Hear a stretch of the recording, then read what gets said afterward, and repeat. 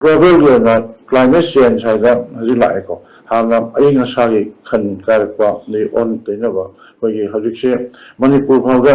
ekdam khancha sa na si kana lai ba se aduna ko gi environment se kan ba se amathau ta ba environment se ko na matam chana kalhuda bata ri ko sing pa turen adagi ko gi miyo ga thaina dagi lai hatte ko sagon na dan la ba singache umang singache kokthok pa ta ri ngasi ko je awaba phibam amna choiga nomadi manipur si so ata central digi yankhai gi mathak ta saadana ko desert tana layu ya wi phibam da lai aduna ko gi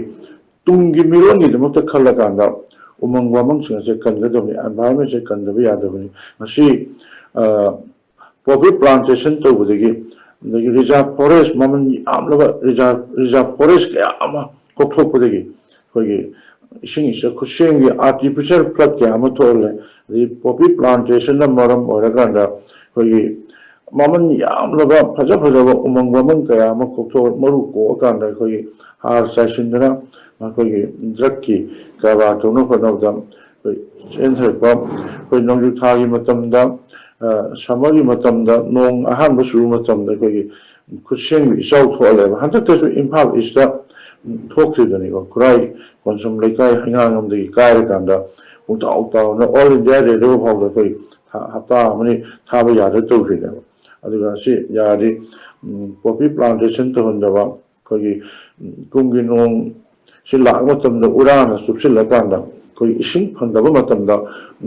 tamna ko urada ko ising dona ma ko ja sing de tore ni chen ji selhali bane ba aduga khudaka ko gi hata ising je water powder na bucket amadagi ising haida bana jo ta halaganda to bose na artificial flood ko kushengi chau thole toren gi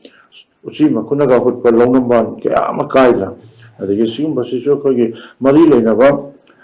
irrigation and flood control ko gi irrigation department so ko gi matam chana yengshel hoda ba amusu lai ko gi makhona matam chana yengchin biramaga ko turen sing asida karam bazaga da sui karam bazaga kai longnam ba turen torban sida check to godo bane ba to hoda ba asila ko ga hera sathi ba artificial flood ma thokna anda amang re ko selmi londa houseng da sahi amagi chana ba houseng thamjarak ba dagi khanghaudna ising ichaw ising da loina namre dagi yum ka amate kre to gai ising na pujare sai to na ko gi yari makhai traditional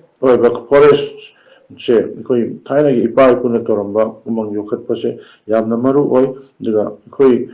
tungi miron gi tamata khalla kanda ai koina u chara se koi gin pa na koi asang ba u chara se adra thaba changi aduga u se koi kanone amaram dhaiga green gold ba trees are the green gold so una wana se koi asang ba chana gumne koi dom tedi yam kana ba miyo bagi climate change ko environment da hawa numshit aseng hawa numshit por production numshit yam kana ba dum pi ba kanone ado u se yum thong ko ngi tham ko mi yamana tangai phadana ko park amamam da na ka ma pham cha ba social forestry semaga yum thong ko ngi u ma ta tha ba ta ri ko sabi chang se khar da su mai ta bi climate change da ko na challenges tena ga dori bani ayo sida ko khadi phagane khalle aduga ko in name da ikogi paper work kaida u chara lising a chuk thare hara kanda thare be mapam ma da kogi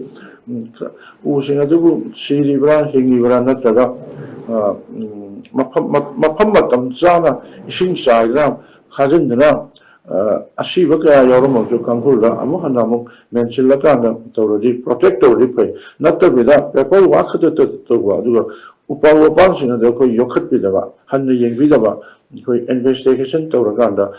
u sing adu ju makong som bidra ising sai na ko dargar ba